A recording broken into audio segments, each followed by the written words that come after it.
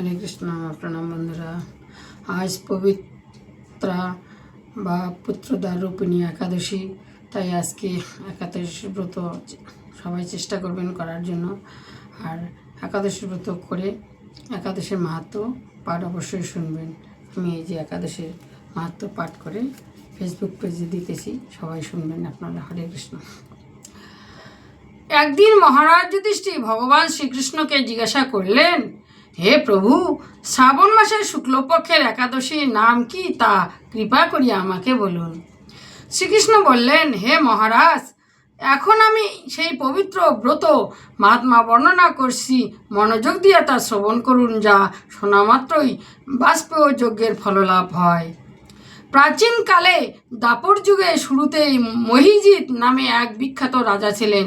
তিনি মাহিষ্মতি নগরে রাজত্ব করতেন, কিন্তু দুঃখের বিষয় এই যে তার মনে বিন্দুমাত্র সুখ শান্তি ছিল না, কেননা তিনি ছিলেন অপুত্রকা। পুত্রহীন ইহলোক পরলোক কোথাও সুখ হয় না। এইরূপ চিন্তা করতে করতে বহুদিন কেটে গেল, কিন্তু তবু পুত্রমুখ দর্শনে রাজা বঞ্চিতই রইলেন। নিজেকেই অত্যন্ত দুর্ভাগা মনে করে রাজা চিন্তাগ্রস্ত হলেন।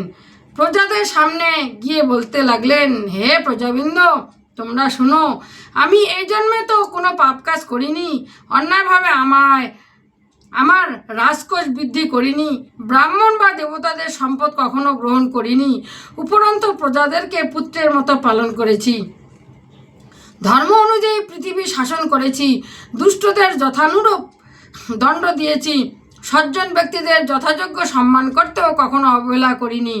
তাই হে ব্রাহ্মণগণ, এই প্রকার ধর্মপদ অবলম্বন করা সত্ত্বেও কেন আমার পুত্র লাভ হলো না, তা আপনারা কৃপা করে অনুসন্ধান করুন। হরি বল।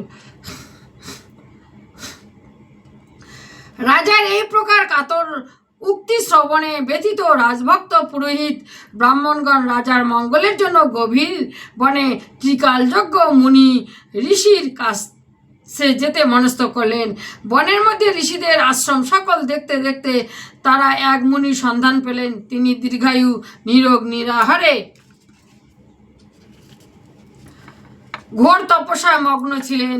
সর্বশাস্ত্র বিশারদ, ধর্মতত্ত্ব ও ত্রিকালযজ্ঞ সেই মহামুনি লোমশ নামে পরিচিত। ব্রহ্মার এক কল্প অতিবাহিত হলে মুনিবরের গায়ে একটি লোম পরিত্যক্ত হতো, এই কারণে এই মহামুনির নাম লোমশ। তাকে দেখেই সকলেই ধন্য হলেন। তারা পরস্পর বলতে লাগলেন যে আমাদের বহু জন্মের সৌভাগ্যের ফলে আজ আমরা এই মুনিবরের সাক্ষাৎ লাভ করলাম।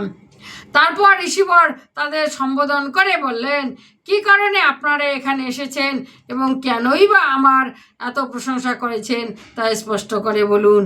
আপনাদের যাতে মঙ্গল হয় আমি নিশ্চয়ই তা চেষ্টা করব।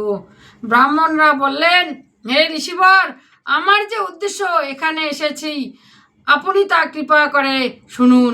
এই পৃথিবীতে আমার মতো শ্রেষ্ঠ ব্যক্তি আর কোথাও নেই।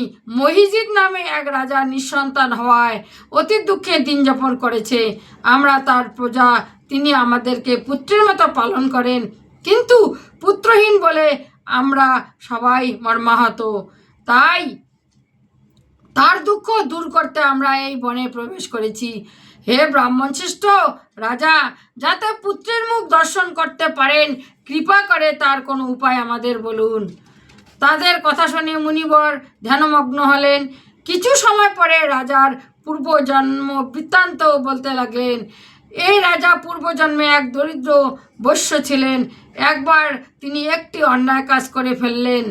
ব্যবসা করবার জন্য তিনি এক গ্রাম থেকে অন্য গ্রামে যাতায়াত করতেন। এক সময় জ্যৈষ্ঠ মাসের শুক্লপক্ষে দশমীর দিনে কোথাও যাওয়ার পথে তিনি অত্যন্ত তৃষ্ণার্ত হয়ে পড়েন। গ্রামের প্রান্তে একটি জলাশয় তিনি দেখতে পান, সেখানে জলপানের জন্য যান। একটি গাভী ও তার বাছুর সেখানে জলপান করেছিল।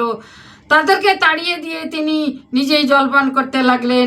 এই পাপকর্মের ফলে তিনি পুত্র সুখে বঞ্চিত হয়েছেন, কিন্তু পূর্বজন্মের কোনো পুণ্যের ফলে তিনি এইরকম নিষ্কণ্টক রাজ্য লাভ করেছেন। হে মুনিবর, শাস্ত্রে আছে যে পুণ্য দ্বারা পাপ ক্ষয় হয়, তাই আপনি এমন একটি পুণ্যব্রতের উপদেশ করুন যাতে তার পাপোদ্ধ পাপ দূর হয়।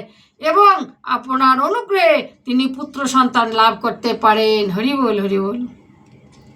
লোমশ মুনি বললেন, শ্রাবণ মাসের শুক্লপক্ষে পবিত্র রূপিণী একাদশীর ব্রত অভীষ্ট ফল প্রদান করে। আপনারা যথাবিধি তা সকলে পালন করুন।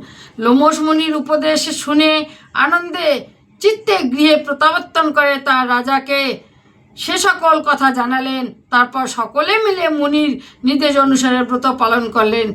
তাদের সকলের পুণ্য ফলে রাজাকে প্রদান করলেন।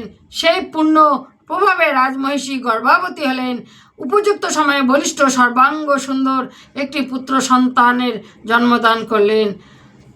ভবিষ্যৎ পুরাণে এই মাহাত্ম্য বর্ণিত আছে। এই ব্রত মাহাত্ম্য যিনি পাঠ বা শ্রবণ করেন তিনি সমস্ত পাপ থেকে মুক্ত হবেন এবং পুত্র সুখ ভোগ করে অবশেষে দিব্যধাম প্রাপ্ত হবেন। হরি বল, হরি বল। হরে কৃষ্ণ।